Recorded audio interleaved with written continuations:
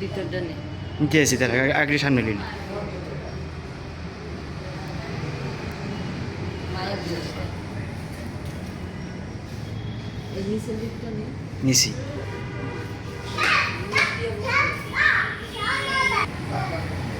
কি চাকা চেঞ্জ করতে হইব।